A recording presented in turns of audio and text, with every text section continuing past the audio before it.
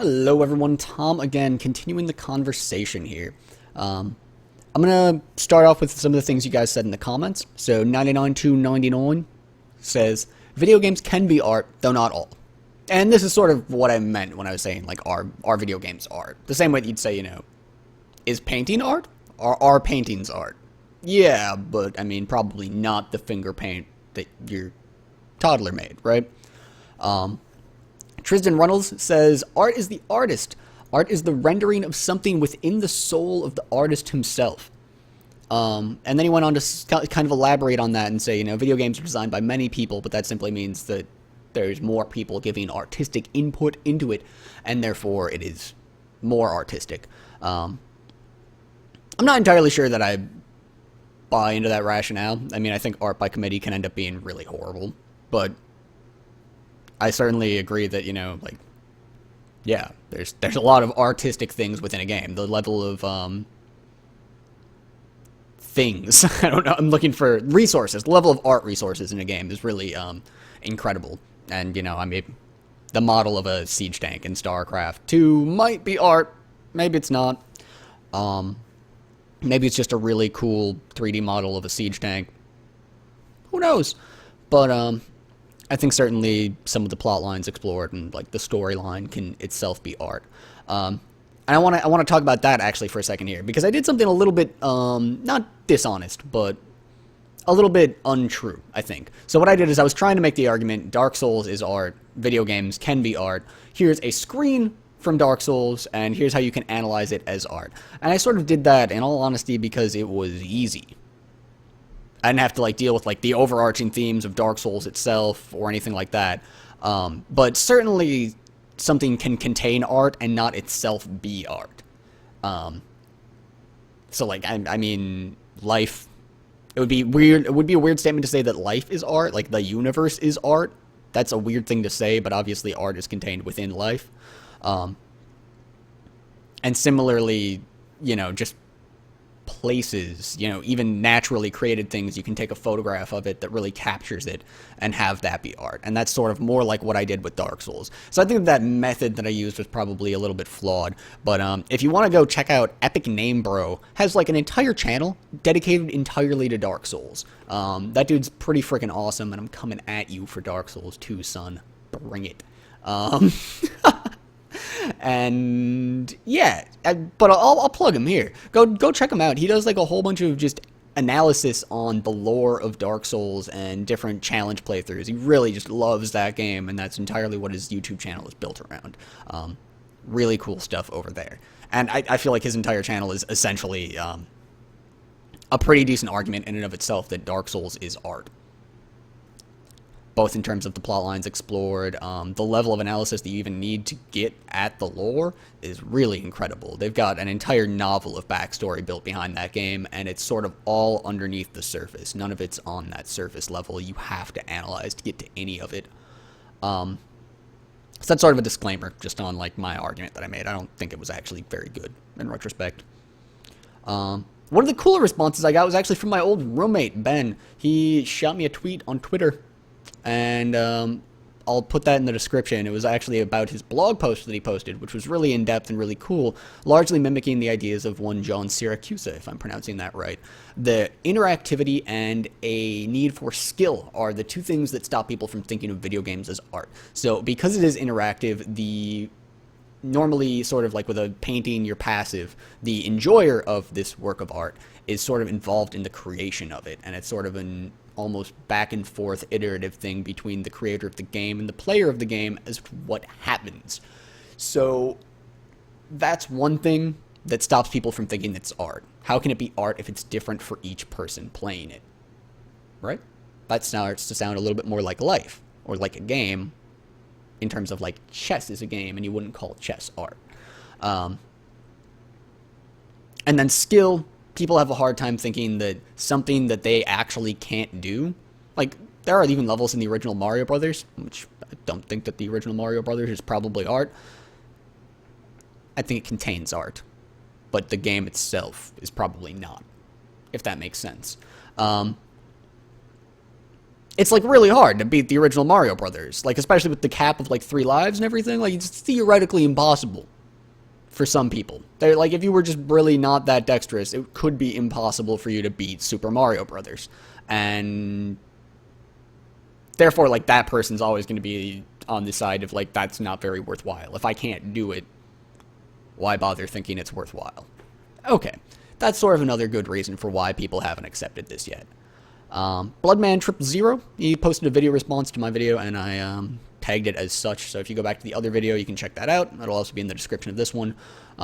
Basically, you know, first off, reiterated, yes, games are art for a lot of reasons, and then said that it's just too new and too radical. That makes sense.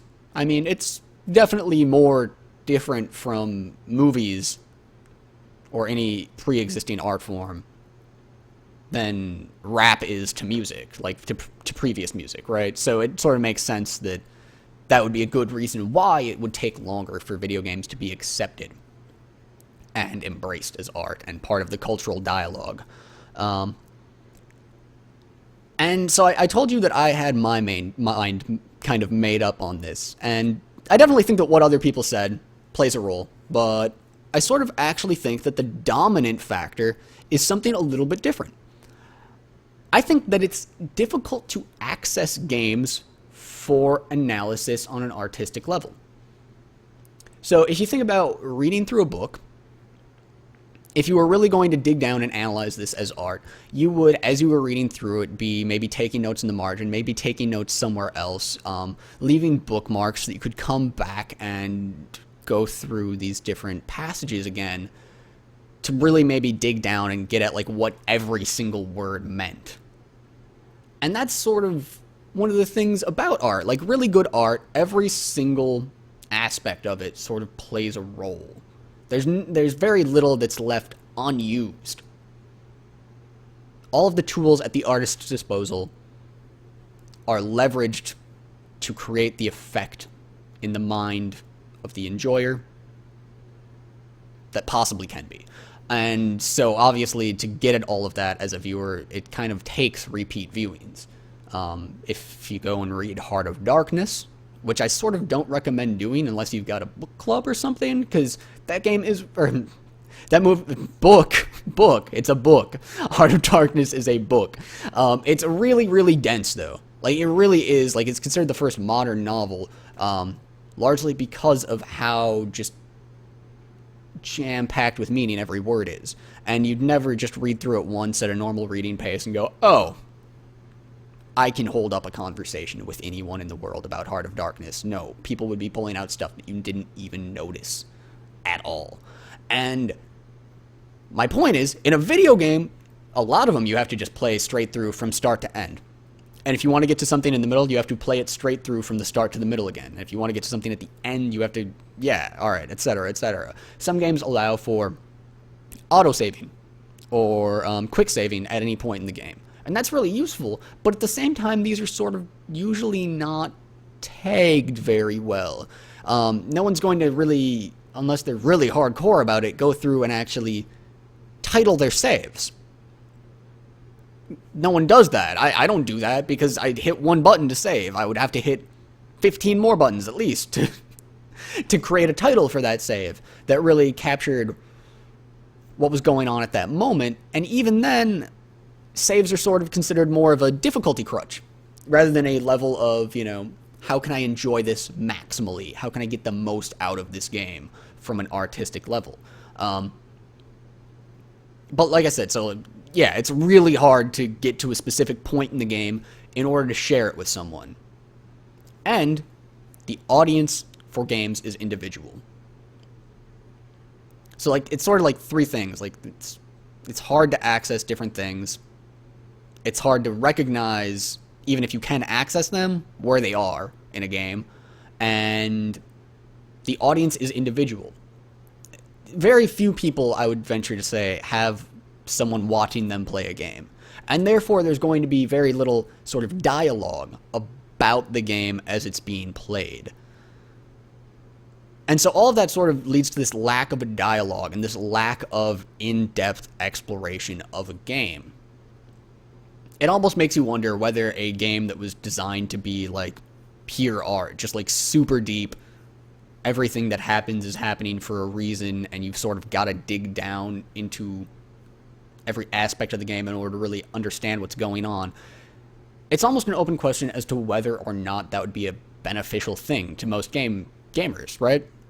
Most people are kind of looking for just entertainment, sort of the same way that most moviegoers are just looking for entertainment when they go to a movie. So yeah, when you create a really difficult puzzle in a game, that can be art. It can be art in terms of what the solution is, even. But at that point, the level of analysis that needs to be done is actually almost inversely proportional to the enjoyment of the gamer. Like, oh yeah, you're really smart, you made this really difficult puzzle, but unless you are really good at laying out what the player needs in order to solve that puzzle, its complexity can be bad, for lack of a better word. And so I actually kind of think that that's the key issue here. And you guys can disagree with me, and please do in the comments. I think that the key issue, though, is that it is actually really hard to analyze a game on an artistic level, even if it merits that analysis. Just go to Epic Name Bros channel, check out how many hours of videos he has talking about Dark Souls. And that's really what we're talking about here in terms of analysis. That's actually the best example I can come up with. So this is one conversation that I'd like to see in the comments below, right? One is that there's sort of these three different factors, and I kind of want to know what you guys think about how they break down. So one is that there's this interactivity and skill component that's sort of a barrier to entry A and a barrier to legitimacy B, because it just makes it sort of different from pre-existing art. And Bloodman Triple Zero is a little bit similar to that second one, which is that it's just too different from pre-existing art. And 3 is mine, that it's like really hard to actually dig down and analyze a game on an artistic level because it's hard to go back to specific times. One example of this is like Bioshock, the original Bioshock. If I wanted to describe to you guys the turn in that game, and I hope most of you know it already, I'm not going to. I might put up a different video talking about the turn in Bioshock and why it's so revolutionary. But that actually couldn't exist in any other medium ever. The turn in Bioshock would not be nearly as impactful if it weren't a video game. And I think Bioshock definitely is art, because it's, you know, using this medium to tell a story, to get at a deeper idea, and it's sort of definitely worthy of analysis, because people are still talking about it like I'm talking about it right now. I probably will put up a video analyzing the turn in Bioshock, but in order to do that, I'm going to need to go back and like get to that point in Bioshock and then record it using specialized software and then edit it using other specialized software and add my voice over it using a fourth type of specialized software, whatever. Like, it's going to be like a lot of work just to put up that video versus turning to a page in a book and quoting it. And that's sort of my point. Analysis of games is hard. So, one, I want to see a discussion of those 3 factors. Interactivity, too radical, difficult to analyze. Talk to me about those. Yeah, talk to me about those. And then my kind of question to keep this going is, what are some of your favorite moments in gaming as art? I'd like to put up a video of Bioshock, the turn in that. That just really resonated with me pretty hugely. But what are some of your favorite moments? And I'll see if maybe I can get some of those as well to add on to here and kind of bring this conversation into more specifics. And try to maybe actually just make a really compelling case for, yeah, games are art. Here's some just awesome shit. And contextualize it, make sure people understand the emphasis that this has in the game and the way that it makes the player feel. Yeah, pumped for that. Yeah, let me know what you guys think.